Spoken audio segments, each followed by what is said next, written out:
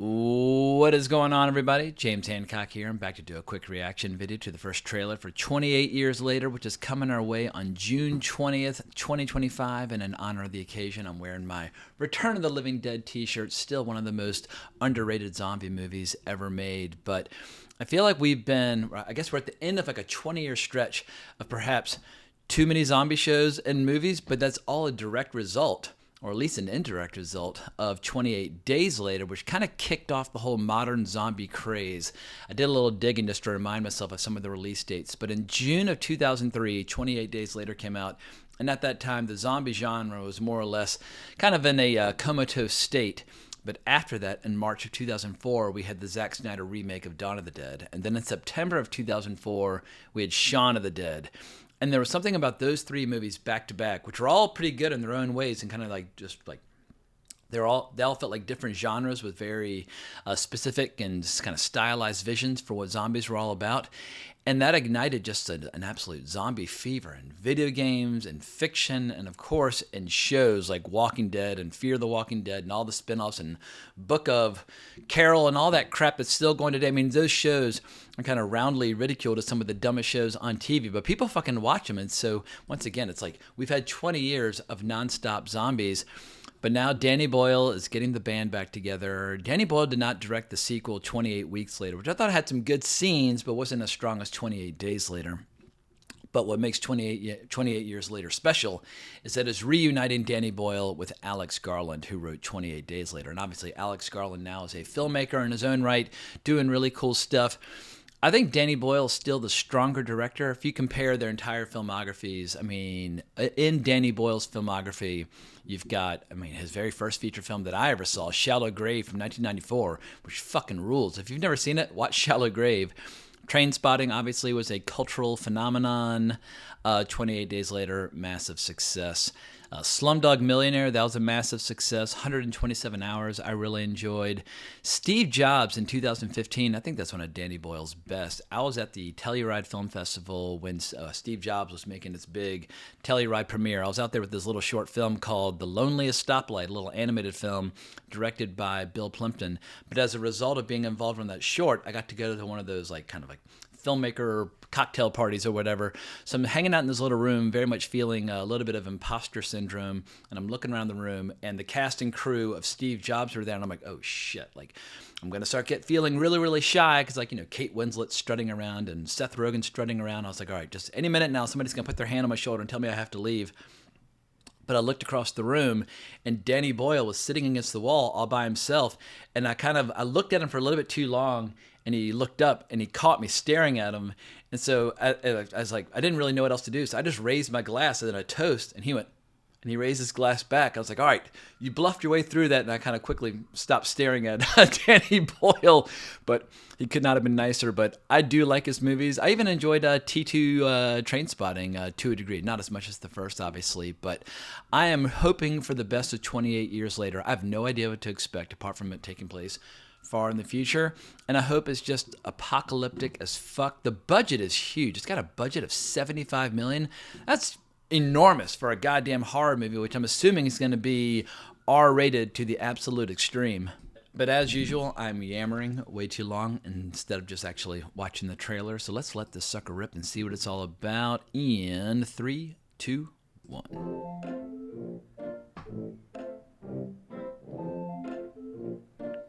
Oh, shit. Right, sit here. Sit. Auntie, what's going on? Jimmy, sit still, keep quiet, and do not move from this spot. Zombies. All you little girls are going to be food. I guess range fire's not really zombies.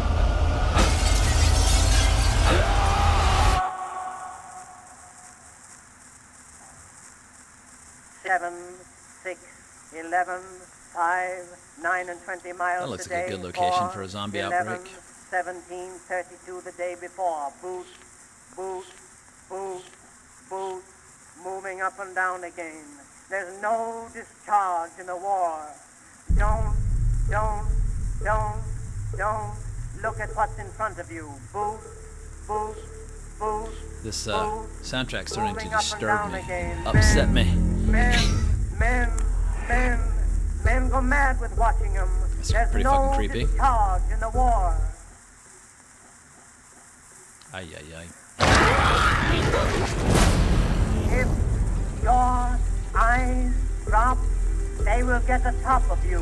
Boot, boot, boot. I have a feeling this thing's going to be a Moving up and monster down hit. again. It looks There's no very creepy. discharge in the war.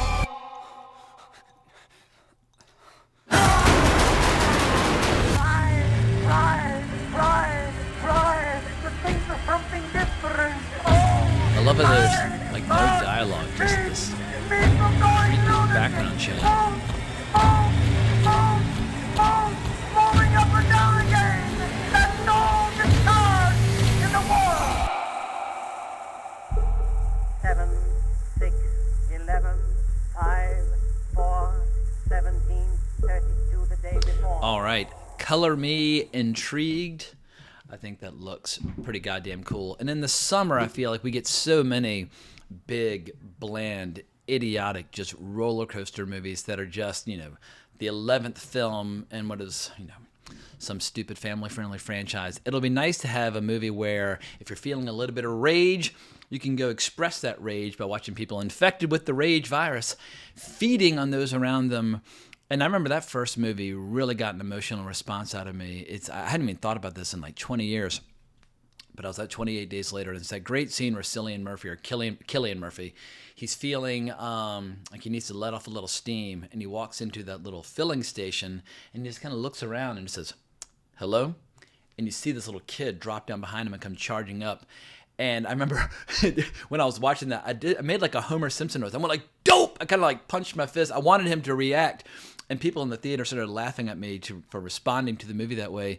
But it had so many killer sequences. Like I love the scene where he walks into the church, where he's still not quite sure what's going on. And he's like, hello? And one person sits up and is like, what? And you're like, oh God, this is about to go horribly wrong. It had so many great sequences. Yeah, I mean, 28 Days Later, I think it's really underrated.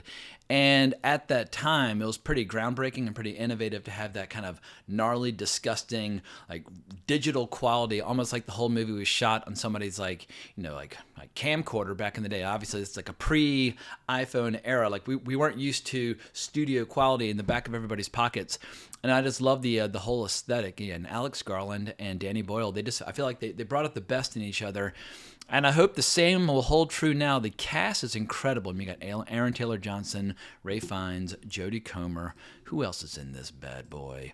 I believe Cillian Murphy's back. I saw some people joking online that the rage person who came up in the field was Cillian Murphy 28 years later. I have no idea if that's true or not. It kind of looked like him, but we'll have to wait and see. But as I look over Danny Boyle's IMDb profile, I'm realizing I still have a decent number of Danny Boyle movies that I've not yet seen. Like I never saw Yesterday. It looked a little sentimental when it came out, even though I love the Beatles, but I can't stand it when movies start to feel really like sugary, syrupy, sweet and that sort of thing, but maybe I'll check out Yesterday. I never saw Trance apart from one really outrageous scene involving Rosario Dawson, and if you don't know what I mean, subscribe to MrSkin.com and look up Trance and your jaw will hit the floor. What else is there? I never saw Sunshine, or maybe I did and forgot about it, but in any case, I still got some homework to do when it comes to Danny Boyle, but of the movies that I've seen by him, a lot of them are really goddamn good. So like I said, Shallow Grave, Trainspotting, 28 Days Later, Steve Jobs, these are all movies that I thoroughly enjoy. So let's put this movie toward the top of the list of the movies to be most excited about in summer 2025. So high five to Sony for getting behind this movie.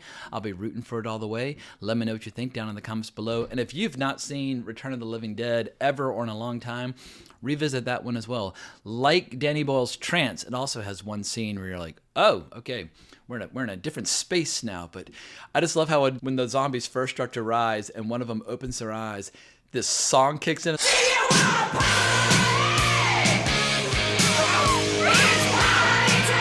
I mean, it's just completely insane. Only in 1985 could a movie like Return of the Living Dead get made, where a song's talking about how it's party time as the zombies start to feed on people. It's just delightful. Or if you want to get super old school, Go back and watch all those late 70s Lucio Fulci zombie flicks. That's what's cool about zombie movies, is that there's so many little subgenres or different eras and periods where, like, if you like Italian horror, well, then you've got a completely different crop of zombie movies that are kind of divorced from or different from, like, the George Romero style zombie movies of the 1970s. And yeah, every once in a while, a good one will come along and kind of resurrect the zombie craze. So I feel like, yeah, we've had too many years of Walking Dead and Fear the Walking Dead and all those lame spin-offs. It's time to get back to some real nuts and bolts, kick-ass zombie carnage. But I'm rambling again. Time to wrap this sucker up. Please remember to subscribe, hit the notification bell, like, all that jazz. Hope everybody has a great day, but more importantly, as always, onwards and upwards.